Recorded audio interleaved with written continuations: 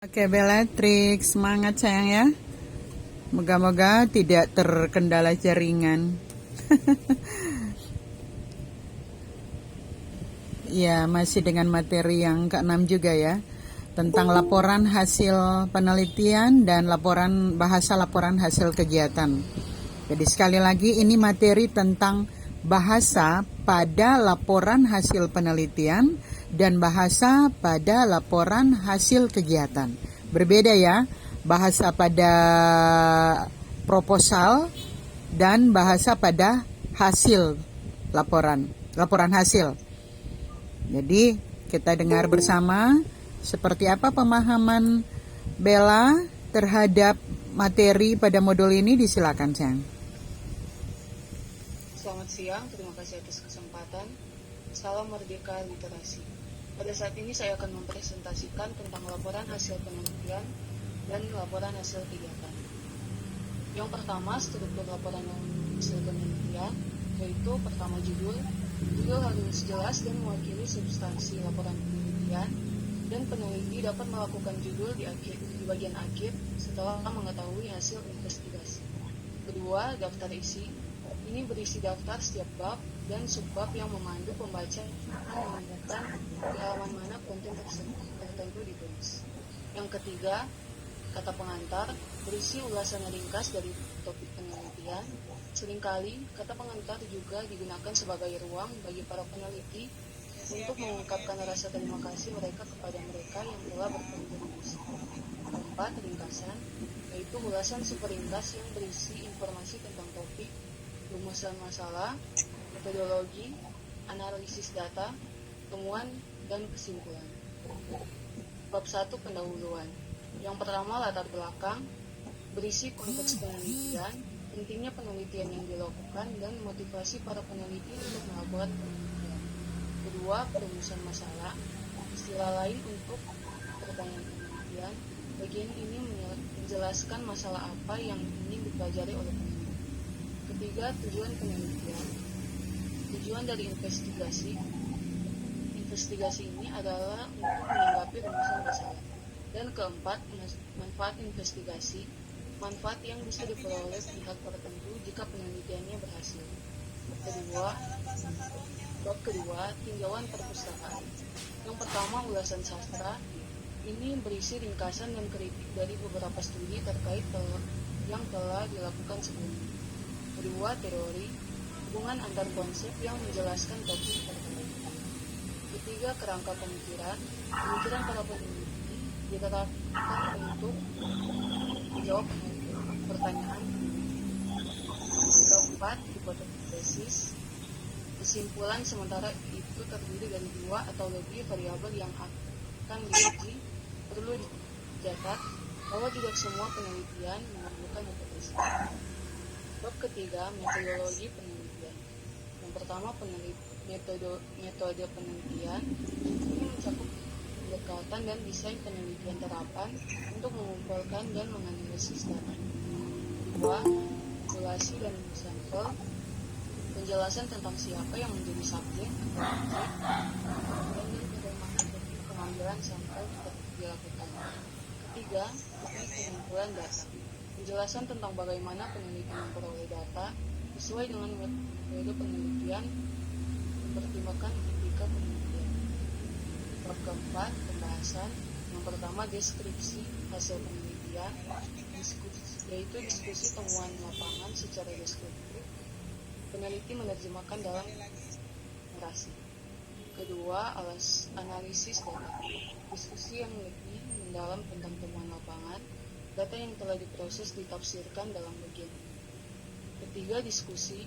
Diskusi ini merupakan temuan antara hasil analisis dengan teori dan hasil penelitian yang ditemukan oleh penelitian sebelumnya.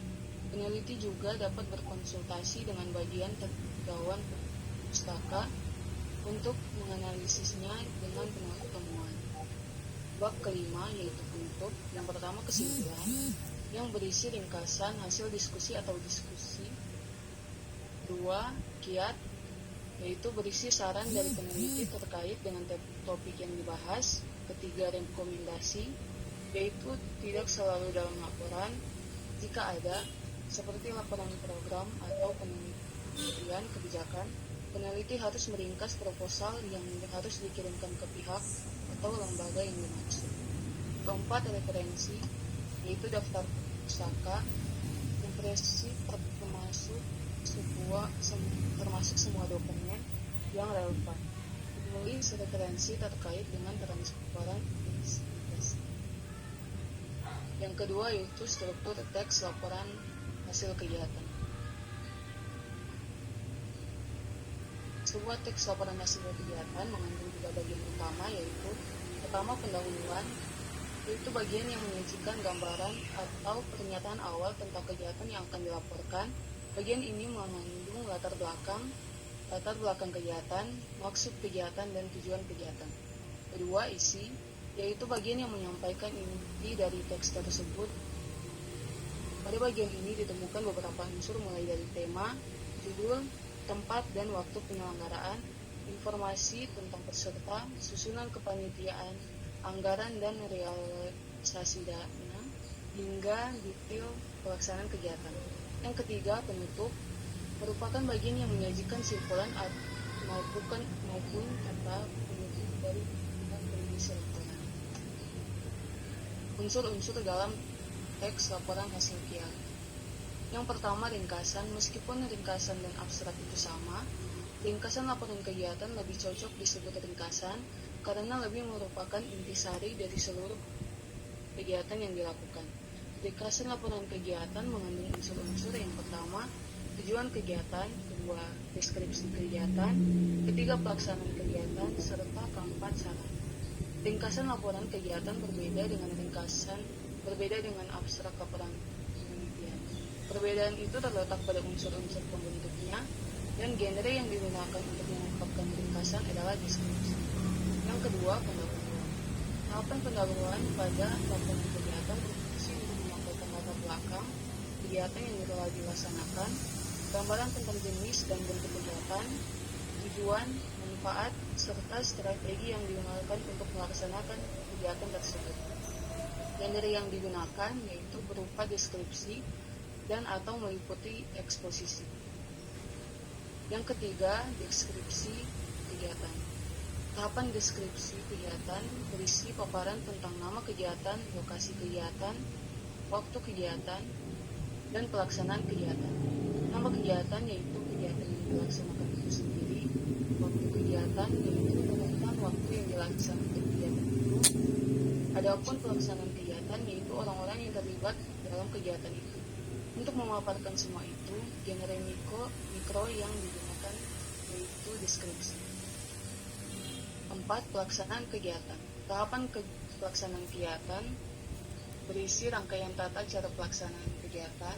Tahapan ini berfungsi untuk menguraikan kegiatan yang dilakukan, strategi yang dilakukan dalam pelaksanaan kegiatan, kendala yang dihadapi, dan langkah-langkah yang ditempuh dalam mengatasi kendala tersebut.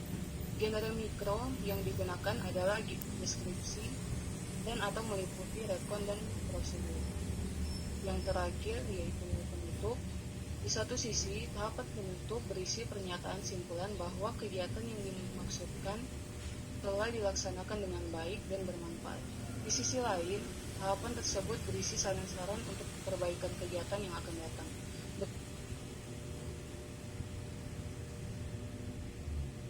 Berbeda dengan simpulan pada penelitian yang dirumuskan berdasarkan analisis, simpulan pada laporan kegiatan berkaitan dengan pelajaran yang dapat dipetik dari kegiatan tersebut dan manfaat yang dapat dirasakan oleh pelaksana kegiatan. Sebagai contoh teks laporan kegiatan pentas seni skema Kristen. Pertama, pendahuluan. Masa muda adalah masa yang penuh dengan imajinasi dan daya kreasi yang tinggi, termasuk pada anak-anak SMA.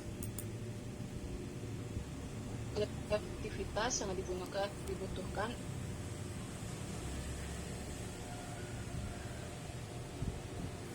untuk